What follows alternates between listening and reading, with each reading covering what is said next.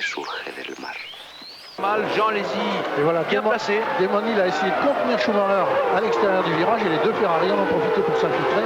Mais Damon Hill a repris la troisième place qu'il avait momentanément perdue et Coulthard maintenant est largement devant. Vous voyez les halos de poussière, attention, c'est chaud également de ce côté-là, sur ce tourniquet d'Aïda. Vous voyez la poussière qui s'élève hors trajectoire et bien sûr il y a un vent assez violent et donc du sable qui viendra certainement jouer les troubles faits. Ici le virage où peuvent se dérouler les trois quarts des dépassements que les pilotes envisagent de faire. Il peut s'en produire ailleurs bien sûr, mais c'est au bout de la ligne droite où on vient de voir un blocage de pneus. On a vu simplement la fumée par-dessus le talus. C'est le virage dans lequel les pilotes se prépareront certainement à opérer des dépassements. Coulthard, Alesi, Hill, Berger, Schumacher, Herbert, vous voyez que ça va plan-plan dans ce premier tour du Grand Prix du Pacifique qui en comporte 83. C'est la 579e épreuve du championnat du monde depuis sa création en 50. Et ce Grand Prix du Pacifique est la 15e épreuve de la saison 95. Et Coulthard franchit la ligne de chronométrage avec déjà 2 secondes et 7 dixièmes d'avance sur Jean Alesi. 3e Hill à 3 secondes, 4e Berger, 5e Schumacher, 6e Herbert, 7 Irvine, 8 Frentzen, 9 Blundell, 10 Magnussen, 11 Barrichello, 12 Suzuki, 13 Panis, 14 Lamy, 15 Bouillon, 16 Salo, 17 Badoer, 18 Katayama, 19 Montermini, 20 Inoue, 21 Moreno, 22 Morbidelli, 23 Gachot, 24 Diniz. Vous voyez que tout le monde a franchi le cap de ce premier tour avec Coulthard qui a déjà maintenant quelques longueurs d'avance avec Damon Hill. Tentative d'attaque de Damon Hill, mais pas sur Jean Alesi, mais c'était une manœuvre d'intimidation. Tout ça paraît un petit peu au ralenti. C'est vrai que ce n'est pas très rapide et pourtant en bout de ligne droite, on a vu, je crois, sur les chronos, alors que là, on revoit le départ au ralenti avec dans la grille, dans la ligne gauche de la grille, quelqu'un qui a fait fumer ses gommes assez lourdement. Je me demande si Damon Hill et Schumacher ne se sont pas touchés. Peut-être. Mal de vibrations. Alors un début de course de Damon Hill qui, de par la cadence assez décevante qu'il a réussi à imprimer et de par le petit accrochage qu'il vient d'avoir avec Eddie Irvine, un début de course qui ne renforce pas sa position dans l'équipe Williams, une position sur laquelle on discute, Jean-Louis, les rumeurs vont bon train concernant un limogeage pur et simple de l'équipe Williams-Renault. Et vous savez au profit de qui? Au profit, je vous le dis, de Gerhard Berger. On ne va pas parler de cela parce que je sais que ça agace notre ami Alain Prost quand on parle de transfert au milieu des Grands Prix. N'est-ce pas, Alain? Ah oui, non, de toute façon, tout est possible, mais enfin, vous savez, les rumeurs, il y en a de toute façon jour après jour en Formule 1, donc ça fait longtemps qu'on parle du limogeage de Damon Hill. Enfin, je ne comprends pas comment on a pu le signer au mois d'août et vouloir le limoger au mois d'octobre, alors qu'il est dans l'équipe depuis 3 ans, donc on connaît ses qualités et ses défauts. Ça me paraît quand même difficile. On ferait mieux de le mettre dans une condition psychologique un peu meilleure plutôt que de vouloir le mettre justement dans une position de plus en plus basse. Vous avez raison, Alain, et on ne peut que vous féliciter de votre sincérité et de votre clairvoyance. Nous sommes dans le 27e tour de course. Coulthard a donc repris la piste après son premier ravitaillement et il précède Schumacher de 5 secondes et 5 dixièmes, alors que c'est Eddie Irvine le dernier parmi les hommes de tête. Ce qui avait expliqué évidemment l'embouteillage tout à l'heure derrière lui avec Alesi, Damon Hill notamment, puisque Irvine était bien. Alors que Suzuki a fait un tête à queue et on attend toujours Jean-Christophe Bouillon ici dans les stands. Eh bien, Pierre Van Vliet, vous intervenez lorsqu'il est là.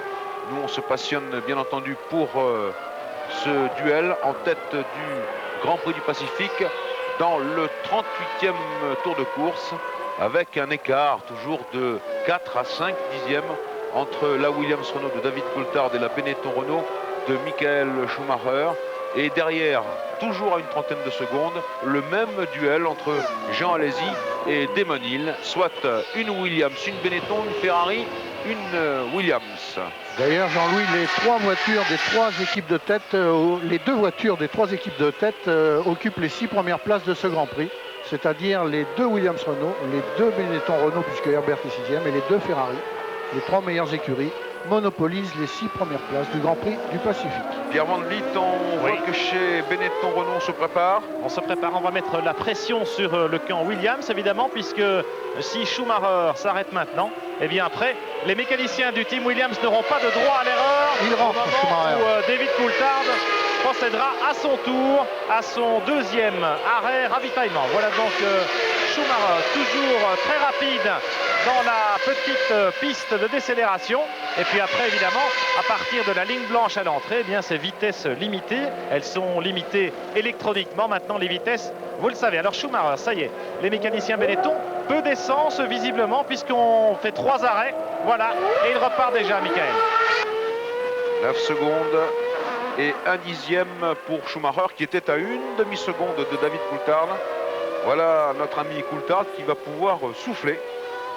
On a pu apprécier pendant le ravitaillement de Schumacher avec quelle décontraction les mécaniciens interviennent. Tout cela est bien minuté. Chacun a son rôle, aucune hâte dans aucun geste, aucune précipitation. Et moralité, au bout du compte, eh bien, ça n'a pas été un arrêt record puisqu'il s'est arrêté 9 secondes 1, Schumacher, mais un arrêt quand même assez bref puisque tout à l'heure, Damon Hill, avec plus de précipitation, avait été retenu par ses mécaniciens 12 secondes 2.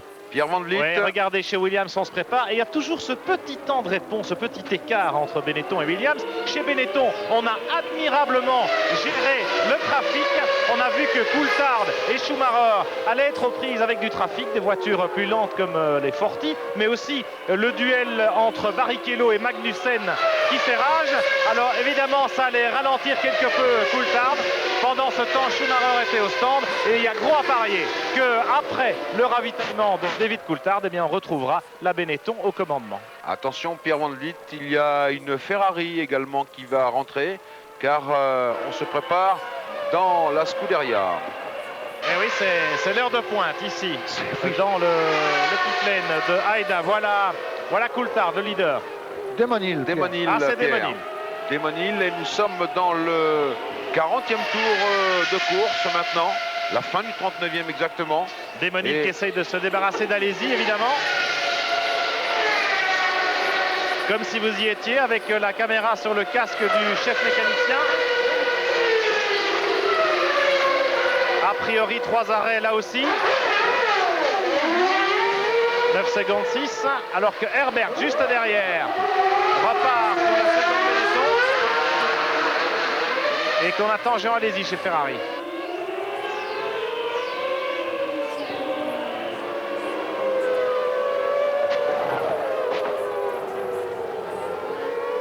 « 40e tour de course dans ce Grand Prix du Pacifique. » Et Hill, comme Schumacher, vont certainement s'arrêter à 3 reprises. Et voilà qui laisse donc un peu de piment, un peu de suspense pour la lutte pour la victoire dans ce Grand Prix du Pacifique entre l'Écossais David Coulthard et le champion du monde en titre, et qui va sans doute renouveler son titre d'ailleurs au terme de ce Grand Prix, Michael Schumacher.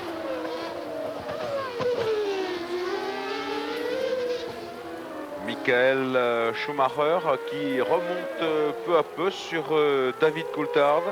Meilleur tour en course, 1:16.374. C'est mieux, c'est beaucoup mieux par exemple que Coulthard. Dans ce tour-ci, Coulthard le 44e, 1:18.3. Damon Hill 1:17.2, Alesi 1:21. Vous voyez que tout ça est beaucoup moins rapide, et Alain Prost, on peut l'expliquer par les pneus, bien entendu, par l'adhérence, mais normalement sur une piste de ce type, il y a de la gomme qui s'accumule. Or là, ce n'est pas le cas, donc c'est très problématique, n'est-ce pas? Oui, c'est très problématique, mais là, on est en train d'assister à une fin de course qui va être un peu du style de celle du Nürburgring, le dernier Grand Prix, car la tactique de 2 ravitaillements pour Coulthard et pour l'équipe Williams, c'est une tactique un peu dangereuse. On parlait tout à l'heure de l'usure des pneumatiques et du fait que les pneumatiques marchaient très bien pendant quelques tours et puis après se dégradaient. Et là, Schumacher, avec des pneus beaucoup plus frais, surtout dans quelques tours, il va revenir très rapidement. Nouvelle de Jean Alesi au 52e tour des 83 tours de ce Grand Prix du Pacifique. Jean Alesi semble s'être un petit peu repris, ou en tout cas sa voiture, ou alors est-ce qu'il s'est habitué accoutumé à ces nouveaux pneus. Il tourne maintenant à un rythme équivalent à celui de Berger. Il tourne en 1:18.3. Petit problème de liaison avec le Japon, le temps de remettre ça en place, on va tout de suite repartir à Aïda. Alain, surprenant cette stratégie, Williams, Benetton, il semblerait qu'encore une fois ce soit Schumacher et Benetton qui aient fait le bon choix. Oui, ce qui est assez bizarre, c'est que bon, Schumacher et Benetton ont choisi l'option de 3 ravitaillements et ils s'y sont tenus, c'est-à-dire qu'ils s'arrêtent bien entendu plus tôt que les autres et ils se tiennent à ces ravitaillements.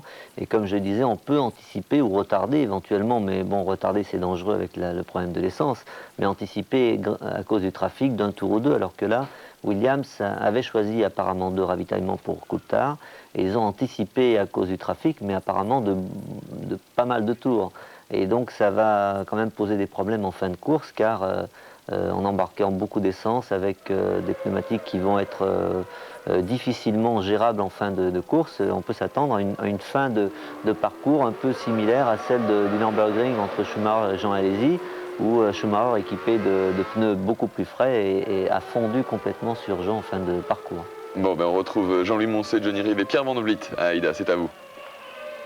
Il reste 30 tours de course maintenant avec Michael Schumacher. Le voici, Michael Schumacher, à ce stade de la course, virtuellement champion du monde pour la 2e fois, puisqu'en 2e position, il y a David Coulthard, en 3e position, Damon Hill, en 4e position, Gerhard Berger, 5e position, Jean Alesi, 6e position, Johnny Herbert.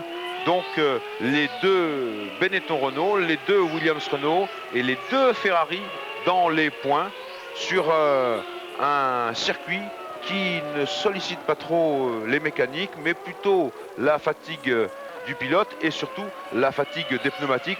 On en a beaucoup parlé et si les arrêts ravitaillement continuent de se multiplier, il y en a déjà eu 2, je crois, si mes souvenirs sont exacts, 3 au maximum, il y en aura peut-être 4 pour certaines équipes. Eh bien, ça va devenir tout ça extrêmement changeant, car vous savez, les pneus sont limités sur les Grands Prix. Hans-Harald Frentzen au stand. Frentzen, lui, il est en 7e position, devant Panis 8e, Horvain 9e, 10e Blundell, 11e Barrichello, 12e Magnussen, 13e Katayama, 14e Morbidelli, 15e Salo, 16e Lamy, 17 Badoer, 18 Moreno et 19e Diniz.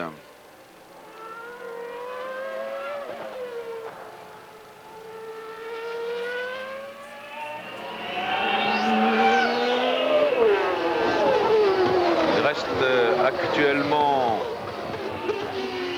6 voitures dans le même tour, les 6 voitures qui marquent des points, les 2 Benetton Renault, les 2 Williams Renault, les 2 Ferrari, et on s'aperçoit qu'en 7e position, eh bien Hans-Harald Frentzen et sa Sauber à Motorford sont déjà à un tour. Le 13e, à partir du 13e, Mikio Katayama, on est à 2 tours. Et Moreno, en 17e position, est à 3 tours.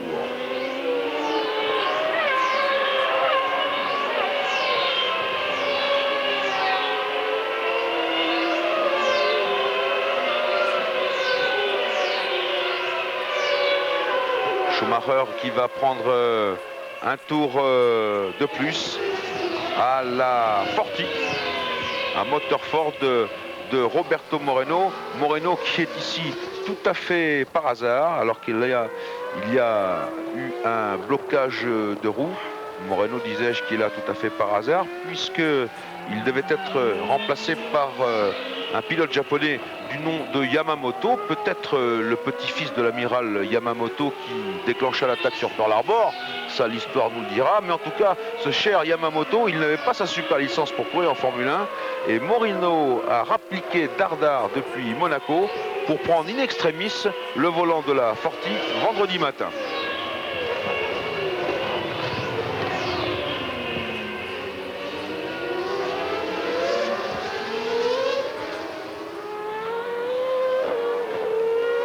En tout cas, au 57e tour du Grand Prix du Pacifique l'avance de Schumacher sur Coulthard ne cesse de progresser. Elle est maintenant supérieure à 20 secondes, alors qu'il y a 5 tours, elle n'était que de 14 secondes. Schumacher vraiment domine la situation. Il domine les Williams-Renault. Les Williams-Renault et probablement David Coulthard. Mais entre Hill, Berger, Herbert et Alesi, eh bien, ça va être chaud de ce côté-là.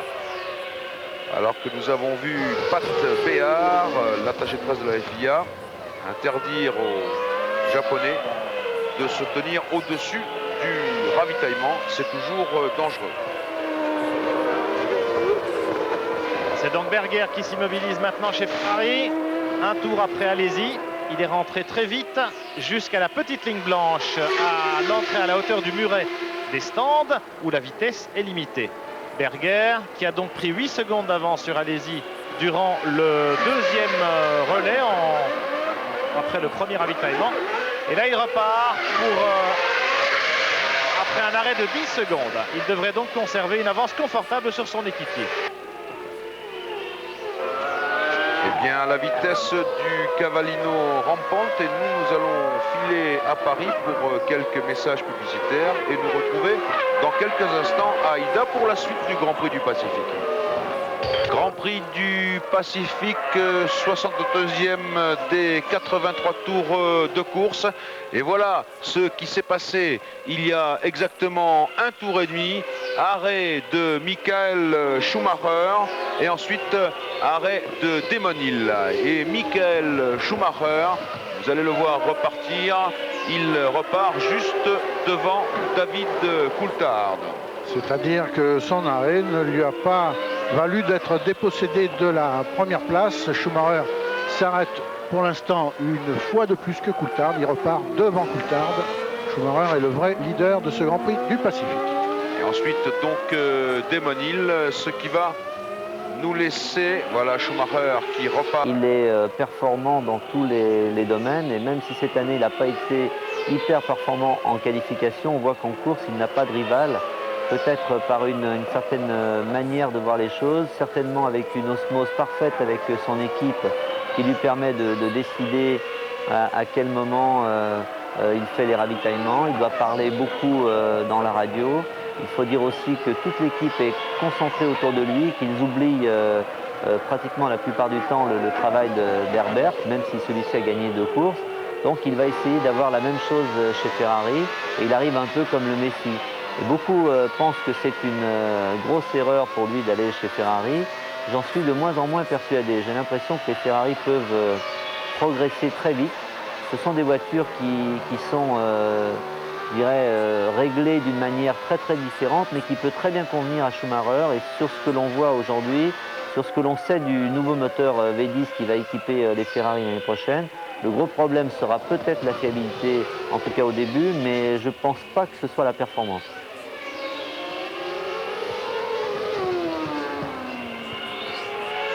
Et ici, c'est une Williams-Renault, celle de David Coulthard, qui a pris un tour absolument extraordinaire, presque magique, à savoir de répéter ses performances naturellement, mais surtout de tirer la quintessence de sa voiture en la laissant aller à ses caprices, permettez-moi cette expression. Ici, c'est une Jordan Peugeot, avec, attention, à ces résidus de gaz.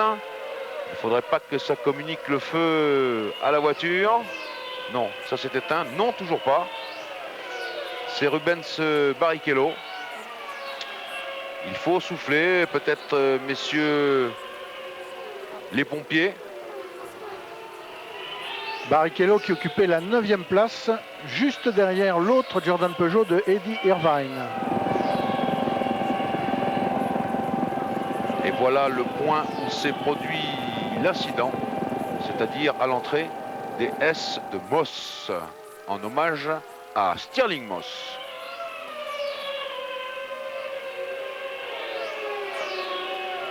Pas forcément un problème de moteur, mais plutôt, j'ai l'impression, de transmission sur cette Jordan Peugeot qui était en 9e position. et qui est maintenant à 12 tours, je répète 12 tours, et une deuxième couronne mondiale.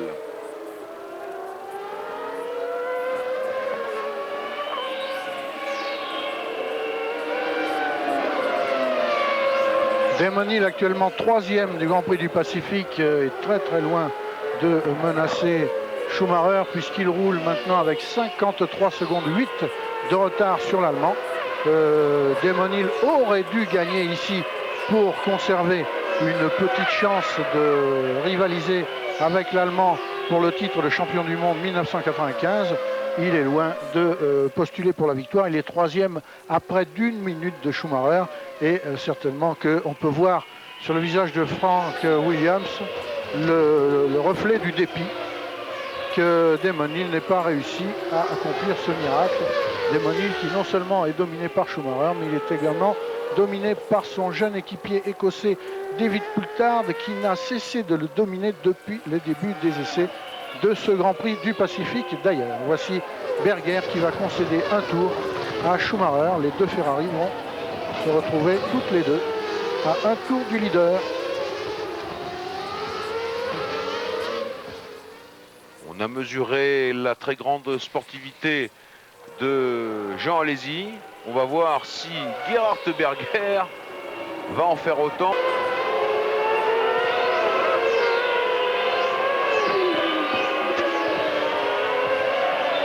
Il reste maintenant 10 tours dans ce Grand Prix du Pacifique. Alors Alain Prost, en gros plan, on voit les roues de Schumacher de plus en plus luisantes. Est-ce que cela va tenir jusqu'au bout? Alors, vous savez, si ça ne tient pas pour Schumacher, ça ne tiendra pas pour David Coulthard, qui a lui-même fait que deux ravitaillements.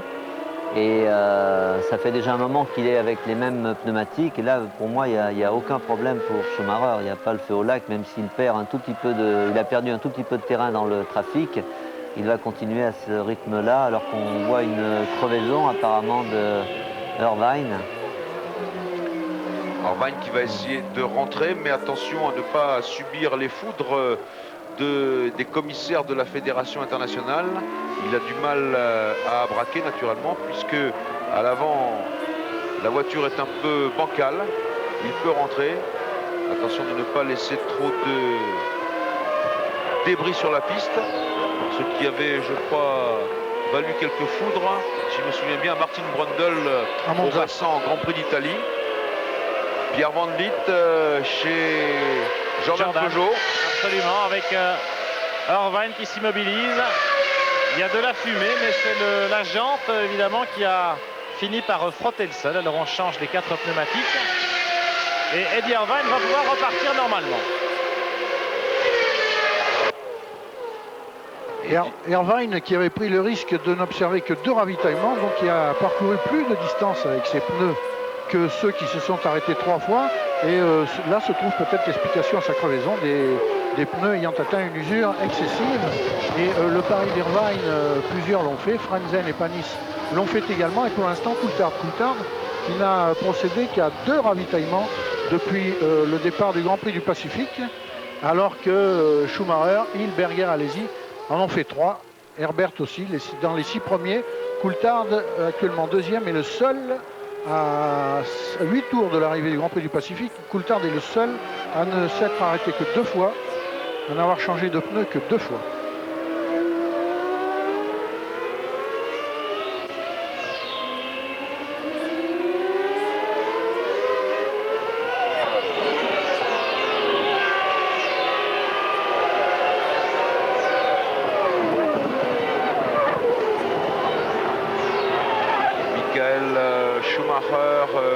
Qui est dans le trafic avec Coulthard qui en a profité pour remonter à presque 8 secondes. On a vu Schumacher avec une Minardi et 2 McLaren qui naturellement se battent entre elles. Schumacher il tourne en 1,18 et 6 dixièmes. Coulthard tourne lui en 1,17,9 et bien entendu se rapproche alors que Nous sommes dans le 77e tour de course. Ça peut quand même changer la physionomie des choses, mais il ne faut pas oublier que Coulthard aura lui aussi à dépasser ces 3 hommes que vous voyez là et que Schumacher a enfin dépassé.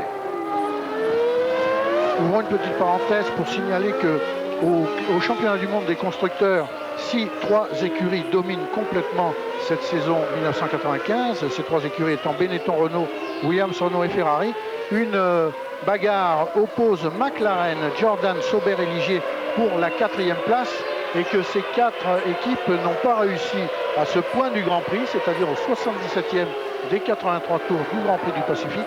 Aucune de ces 4 équipes n'a réussi à glisser une de ces voitures dans les 6 premiers, les 6 premières places qui attribuent des points. La mieux placée d'entre elles étant l'équipe Sauber avec son pilote Frentzen, actuellement 7e, et Ligier est en embuscade avec Panis qui est 8e derrière Frentzen.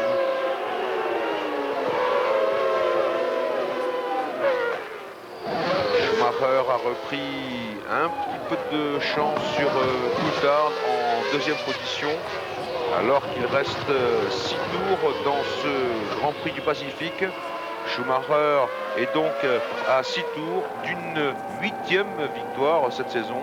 8 victoires sur 15 Grands Prix et 8 victoires qui vont probablement, sauf cas exceptionnel, lui valoir sa 2e couronne mondiale. La liste des pilotes qui ont abandonné au cours de ce Grand Prix du Pacifique: Barrichello, Morbidelli, Inoue. On a vu également Montermini, Suzuki, Bouillon et Gachot. Schumacher, les 2 McLaren de Blundell et Magnussen en 9e et 10e position. Et Schumacher reprend le large sur Coulthard.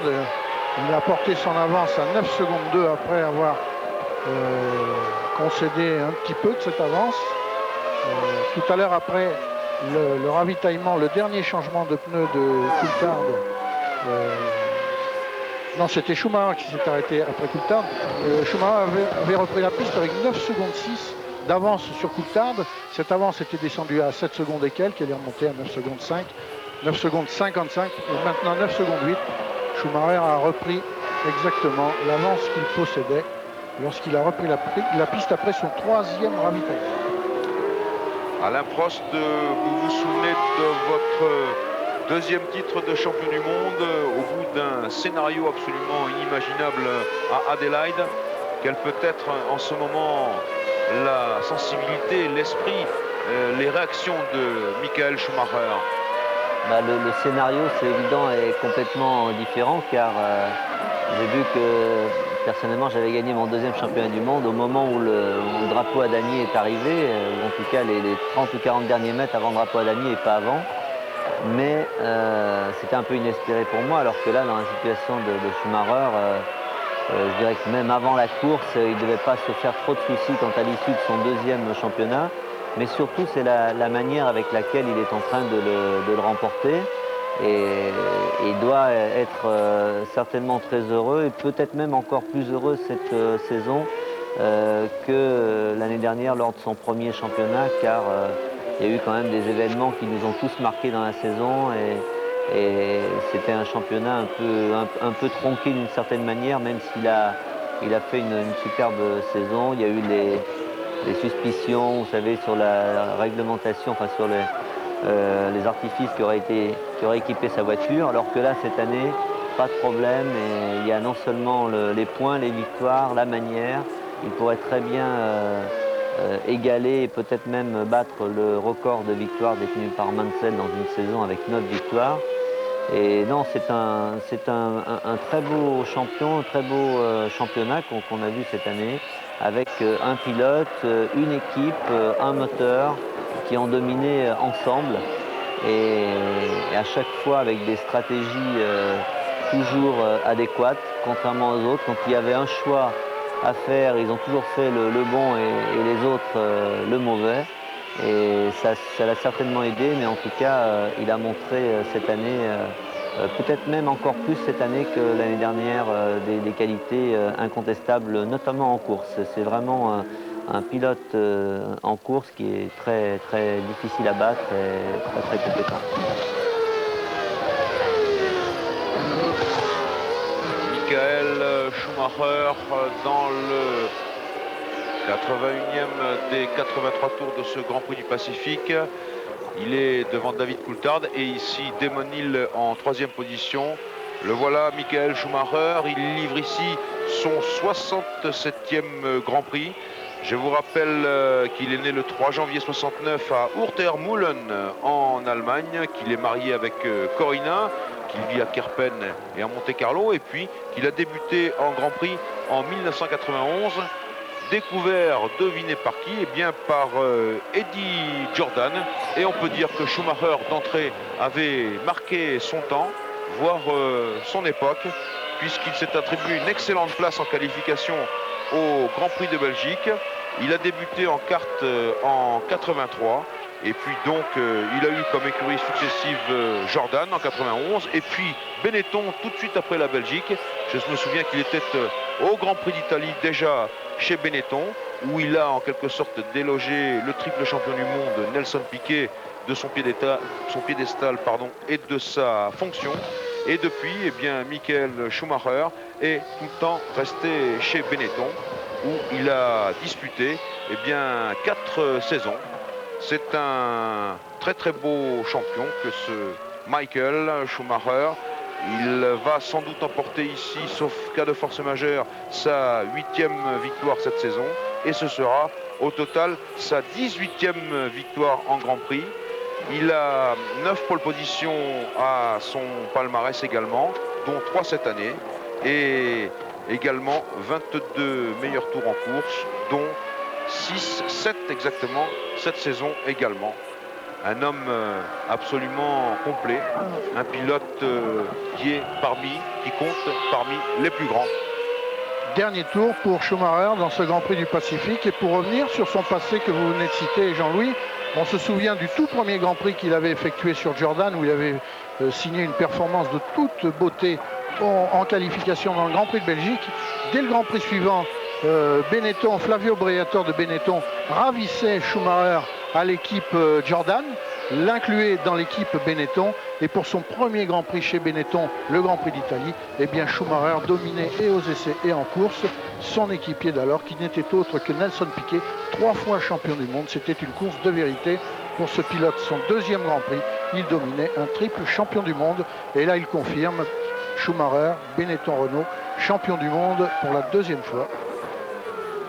Et sous réserve de l'homologation du classement du Grand Prix du Pacifique, bien entendu, vous avez devant vous, mesdames et messieurs, le champion du monde 1995, Michael Schumacher, 2 titres déjà, l'un en 1994, l'autre en 1995. Voilà, donc je le répète, sous réserve de l'homologation après vérification des voitures qui ont mené ce Grand Prix du Pacifique, eh bien Michael Schumacher, vainqueur, est également couronné champion du monde. Le 2e de ce Grand Prix du Pacifique est David Coulthard, le 3e Damon Hill, le 4e Gerhard Berger, le 5e Jean Alesi, le 6e Johnny Herbert. Voilà pour les 6 hommes qui marquent des points. Vous avez également le temps de course, 1h48 à 169 km/h de moyenne. Donc à l'arrivée, 2 Benetton Renault, 2 Williams Renault et 2 Ferrari aux 6 premières places qui donc marquent des points. À vous, Paris.